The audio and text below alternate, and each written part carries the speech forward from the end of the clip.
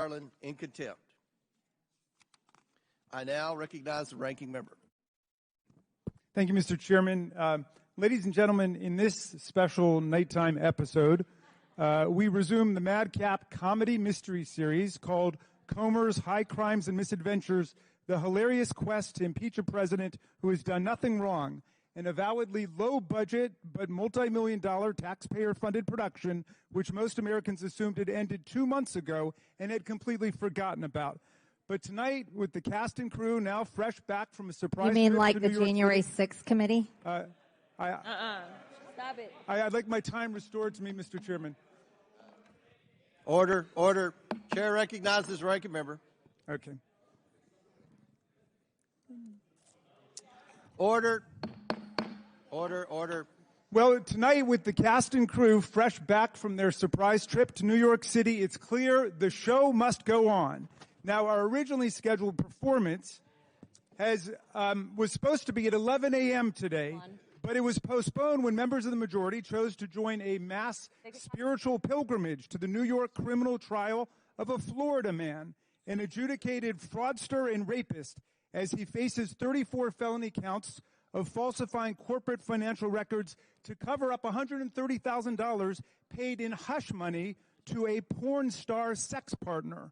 Now, although some people are churlishly complaining that members should actually be here to vote on public business and should not have forced a last-minute change in the committee schedule, our colleagues properly demonstrated for all of history their fierce devotion to this clearly reformed, devout, and pious Florida spiritual leader who many supporters are now calling the Messiah from Mar-a-Lago. Of course, in the meantime, Chairman Jordan in the House Judiciary Committee... Will the gentleman yield?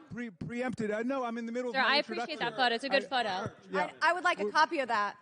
With it. Would you like a signed one, Raskin? Yes, Could you get your members in order, Mr. Chairman? It's a great photo. I want a copy of it. Order. Mr. Chairman. In the meantime, Chairman Jordan in the House Judiciary Committee preempted our GOP colleagues on oversight, rendering this entire exercise not only absurd, but completely meaningless and redundant. They have already held Attorney General Garland purportedly in contempt. Now, when we last met on this matter, you will recall that the majority still had not identified a single high crime or misdemeanor that the president had committed. The committee's impressive 3.8 million pages of documents and 80 hours of testimony from 20 witnesses produced nothing but overwhelming and definitive proof that President Biden had done nothing wrong. So desperate for a new storyline, Republicans have come up with this astonishing new plot twist.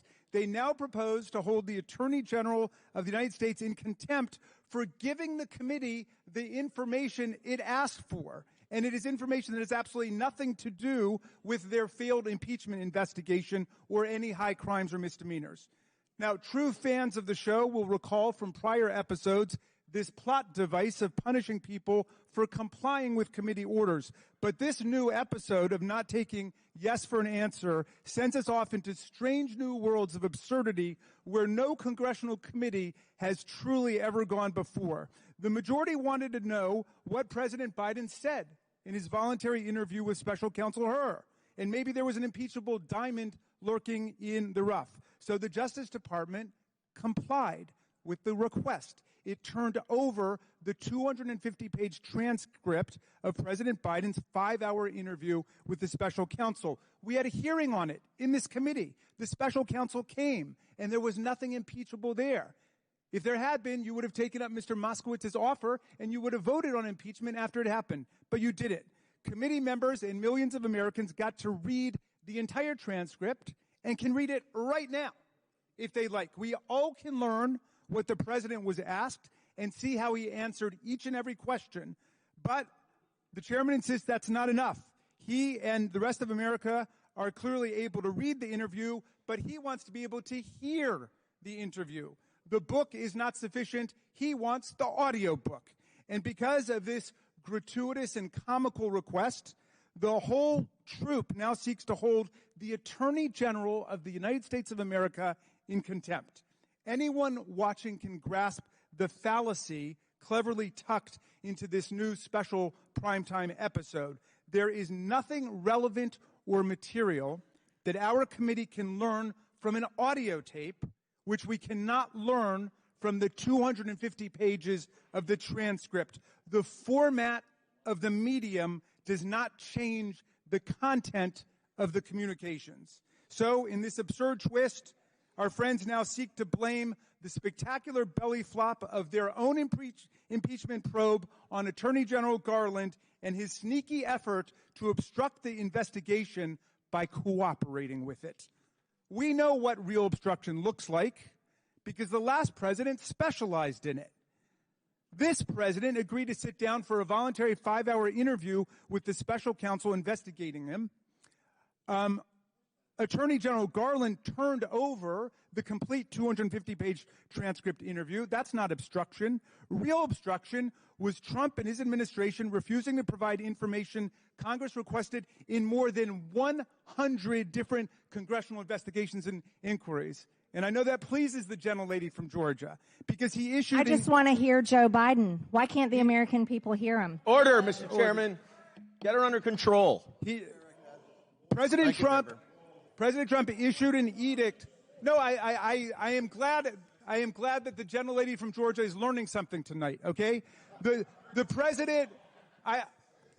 I encourage her to be a good listener, and she's been a good listener. So, Mr. Chairman, the last president issued an edict directing all federal officials in his administration to categorically ignore and reject all congressional subpoenas. Do my colleagues remember that? Do they know that? He told them not to cooperate with any federal investigation at all by Congress. And we didn't hear a peep from any of them. That was real obstruction. Real obstruction happened when 2 members of this committee, who may be preparing to vote tonight to hold Attorney General Garland in contempt, brazenly refused to comply with subpoenas from the U.S. House Select Committee to investigate the January 6th attack on the United States Capitol and still have not responded to those subpoenas.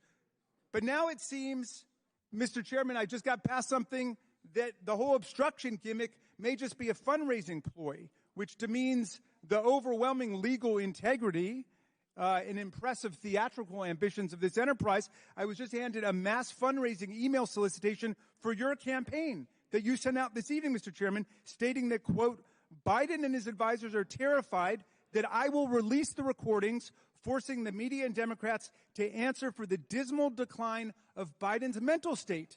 This could be the final blow to Biden with swing voters across the country. The Democrats are pulling out all the stops to stop the bleeding. Signed, James Comer, Chairman, House Oversight Committee. Now, I must confess my disappointment to be handed this fundraising solicitation, signed by you as Chairman of the House Oversight Committee. I thought that you were serious about the legal enterprise here and not just another political huckster calling hearings to score cheap political points and to make a buck.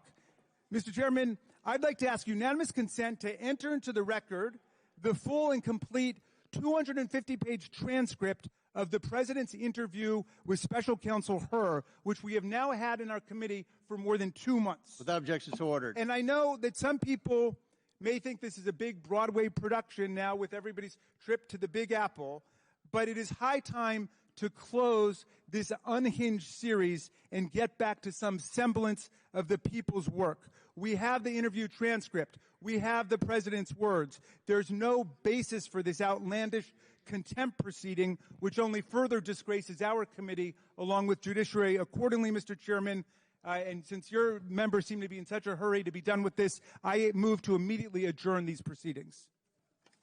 Seconded. So in your opening statement, you move to adjourn. I'm moving to adjourn these proceedings. Second. Motion and second.